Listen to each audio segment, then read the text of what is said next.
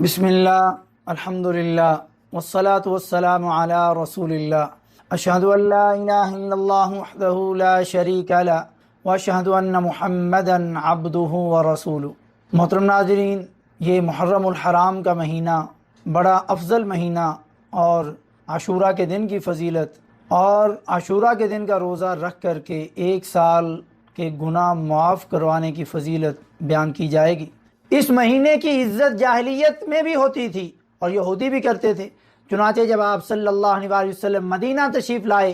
تو یہودی روزہ رکھتے تھے۔ پوچھا کیوں رکھتے ہو؟ تو کہا ہمارے نبی موسیٰ علیہ السلام کو فرعون سے اس دن نجات ہوئی تھی، اس خوشی میں رکھتے ہیں۔ تو فرمایا فَنَحْنُ أَحَقُّ وَأَوْلَى بِمُوسَى مِنْكُمْ، ہمارا زیادہ حق ہے اور تمہاری نسبت سے ہم موسیٰ علیہ السلام کے زیادہ قریب ہیں۔ فَصَامَهُ رسول اللہ صلی اللہ علیہ وسلم وَآمَرَ بِصِيَامِهِ،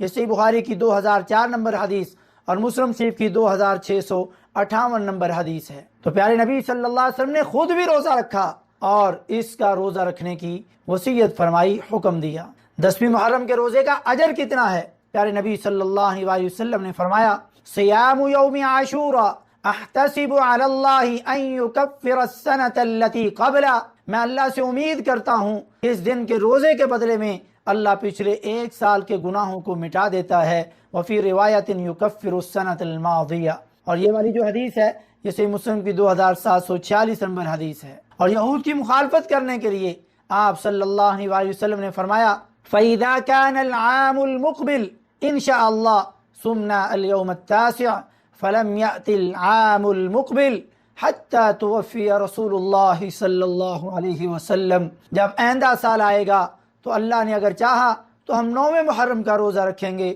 لیکن اگلا سال آنے سے پہلے پیارے نبی صلی اللہ علیہ وآلہ وسلم اس دنیا سے رخصت ہو گئے، وفات پا گئے، صلوات اللہ وسلامہ علیہ الصلاۃ والسلام۔ یہ صحیح مسلم کی 2666 نمبر حدیث ہے، اور صحیح مسلم کی 2667 نمبر روایت کے مطابق آپ صلی اللہ علیہ وسلم نے فرمایا لَإِن بَقَيْتُ إِلَىٰ قَابِلٍ لَأَصُومَنَّ التَّاسِعَ، اگر آئندہ سال زندہ رہا تو 9 محرم کا روزہ رکھوں گا۔ لیکن اس سے سمجھنے میں یہ اختلاف ہوا کہ اگر آپ صلی اللہ علیہ وسلم اگلے سال زندہ رہتے تو کیا صرف 9 محرم کا روزہ رکھتے یا 9 اور 10 دونوں کا روزہ رکھتے؟ تو بعض علماء نے کہا کہ نہیں، صرف 9 محرم کا ہی روزہ رکھا جائے۔ لیکن اگر تمام احادیث اور شواہد کو جمع کیا جائے تو صرف 9 محرم کا روزہ رکھنا محل نظر اور مرجو قول ہے، اور یہ احادیث و آثار کے عدم جمع اور عدم فہم اور ان کے الفاظ اور طرق کے عدم تتبع کا نتیجہ ہے۔ اور علامہ ابن حجر رحمہ اللہ نے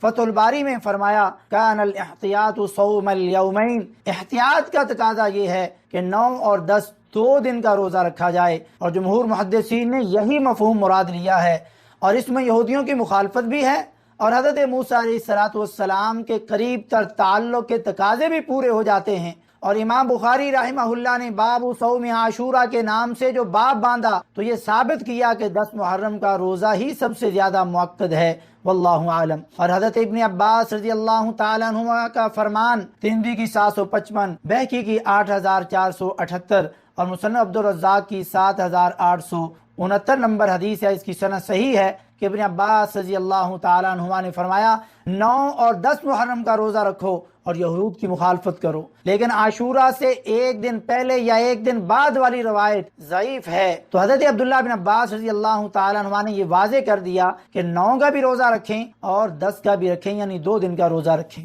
لہذا بلا وجہ صرف 10 کے ساتھ 11 کا روزہ رکھنا یہ صحیح نہیں ہے، بلکہ 10 کے ساتھ 9 کا روزہ رکھا جائے۔ مجبوری میں صرف 10 محرم کا روزہ بھی رکھ سکتے ہیں، اور مجبوری میں اگر 9 کا نہیں رکھ سکے، یاد نہیں رہا یا کوئی پرابلم پیش آ گئی تو پھر 10 کا روزہ رکھیں اور 10 کے ساتھ 11 کا رکھ سکتے ہیں۔ لیکن افضل، راجح اور صحیح قول یہی ہے کہ 9 اور 10 محرم کا روزہ رکھا جائے۔ اس دن کے روزے کی اہمیت یعنی ایک سال کے گناہ معاف ہوتے ہیں، لہذا صحابہ کرام رضوان اللہ علیہم اجمعین بچوں کو بھی عاشوراء کا روزہ رکھواتے تھے، جیسے صحیح مسلم کی 2669 نمبر حدیث میں ہے، صحابیہ فرماتی ہیں کہ رسول اللہ صلی اللہ علیہ وسلم نے مدینہ کے ارد گرد کی بستیوں میں یوم عاشوراء کے روزہ رکھنے کا حکم بھیجا تو ہم اس کے بعد اس دن کا روزہ رکھتے اور اپنے چھوٹے بچوں کو بھی روزہ رکھواتے، اور جب بچوں کو بھوک لگتی اور وہ بھوک کی وجہ سے روتے تو ہم انہیں کھلونے دے کر بہلاتے تھے تاکہ وہ افطاری تک ان کے ساتھ کھیلیں اور اپنے دلوں کو بہلا لیں۔ اور آج افسوس ہے، بچوں کو روزہ رکھوانے کی بجائے ان کے سر سے خون نکالا جاتا ہے، ان کی کمر پر چھوٹی چھوٹی چھریوں سے ضربیں لگائی جاتی ہیں، یوں نبی صلی اللہ علیہ وآلہ وسلم کے فرمان کی دھجیاں اڑائی جاتی ہیں۔ اللہ تعالی ہمیں 9 اور 10 محرم کا روزہ رکھ کر کے اس سالانہ آفر سے فائدہ اٹھا کر کے ایک ایک سال کے گناہ معاف کروانے اور ماتم نوحہ سے بچنے اور شربت پینے پلانے کے بجائے 9 اور 10 محرم کے روزے داروں کی افطاری کروانے کی توفیق نصیب فرمائے۔ سبحان ربک رب العزت عما یصفون وسلام علی المرسلین والحمد للہ رب العالمین۔